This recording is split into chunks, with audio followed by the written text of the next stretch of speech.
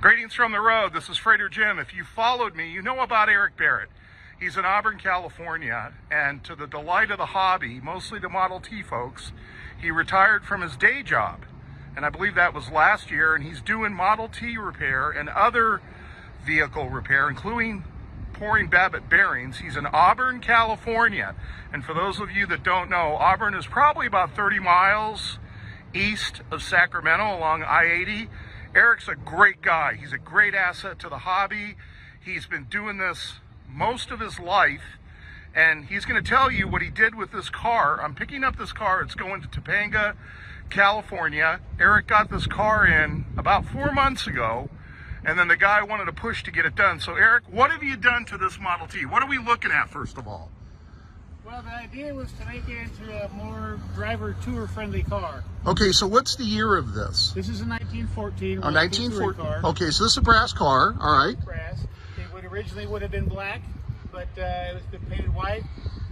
And the gentleman that owns it now wants to be able to get in it, drive it comfortably and reliably. And he also didn't want to have to crank it, so I did a starter retrofit on this car. And what was involved in that? You were telling me it's rather elaborate to put a starter in these cars. It's a big job. You have to remove the engine. And on this car, to do that, you have to remove the windshield, and the firewall, and everything forward of the front doors. Wow.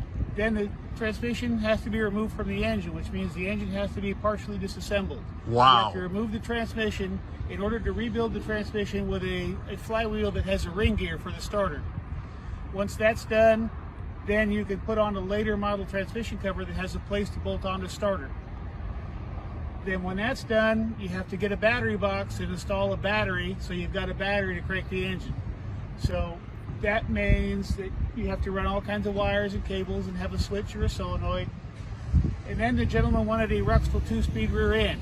And this car, did it already have Rocky Mountain brakes? It had Rocky Mountain brakes. Which is fortuitous for you, because you didn't have to do that. That's right. I had to transfer them onto the new rear axle. So that the gentleman lives in hill country, so he needs an extra low gear to help him get up and down hills without having to stand on the low pedal all the time. Right. So the rear end has to be removed, disassembled, and then the parts that make a Ruxel unique have to be substituted onto that rear end. Means that left-hand rear end housing and all the gear and shift mechanism that's part of the Ruxel.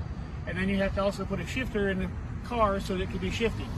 And then the gentleman wanted electric lights. So we've got halogen bulbs and these acetylene gas lamps so that he could be seen and see at night. So this car was in Reno, and it stopped by my place on the way home to get a major retrofit. It's a very involved job. It takes a lot of time. And this car came to Eric through Nevada Bob Middleton. And Bob is just selling a lot of cars lately.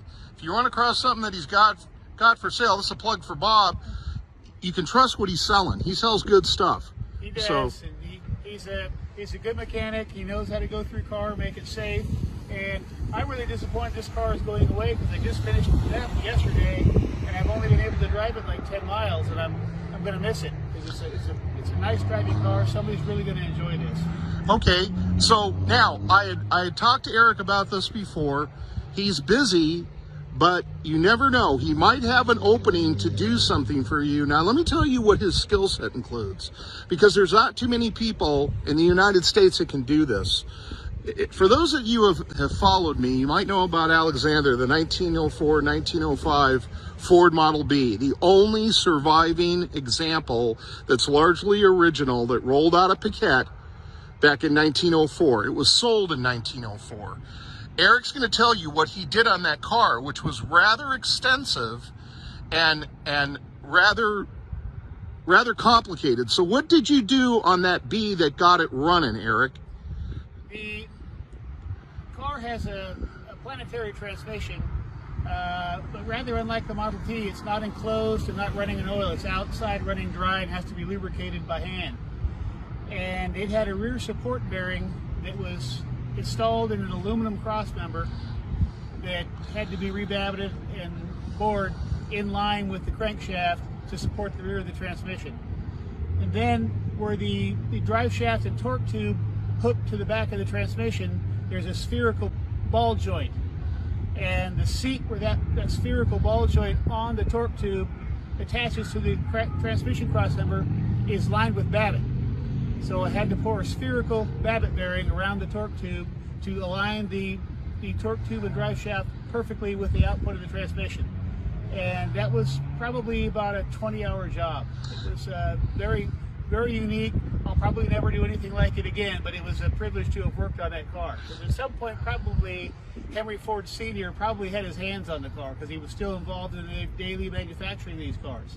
So it's the oldest Ford's 4-cylinder engine running in the whole world. And you know, I'll accentuate that point.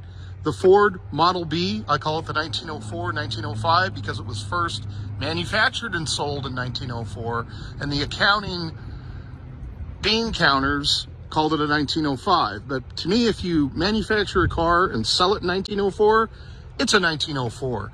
So it was the first car sold that had a 4-cylinder engine in front of the firewall. It was the first engine that had a radiator. It was the first engine that had an enclosed rear end, and it was the first engine, or the first car that had an enclosed rear end, and the first car that had a solid drive line. And keep in mind, when Eric did this, he had no templates. He had really nothing to go by. So he had to engineer and design molds for this.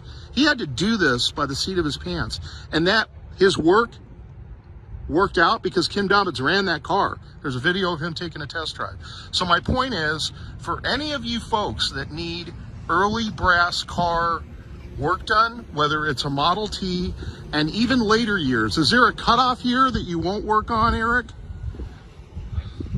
About the newest thing I've generally worked on is probably up to about 1931, including all the Model A's. Okay, so he's comfortable up to 1931, 1932. Do you get into the V8s at all? Yes, I have 2 32 flathead blocks in the shop right now for new main bearings. Okay, so he'll work on that. So what would you say that you're pre-World War II, you're comfortable with that? Absolutely. Okay, so basically he's pre-World War II, folks, all the way up to the turn of the century. Now, if folks want to get a hold of you, Eric, what's the best way to call you? Best way to get a hold of me is on my cell phone. Okay. And that's 530-863-7579. Now, do you take text messages to that? Yes, I do. I can get texts and pictures and all of that. So let's say that number one more time real slowly in case folks have a pencil and they want to write it down. Area code 530-863-7579. 7579. And for what it's worth, I've known Eric 7-8 years. I'd take a car to him with no hesitation.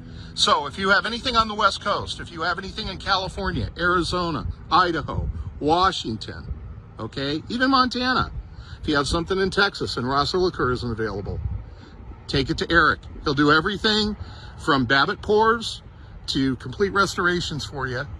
And this is Freighter Jim. I'm going to say goodbye. We're going to load this up. I'll be on my way. Everybody, have a safe weekend. Drive safe, arrive alive.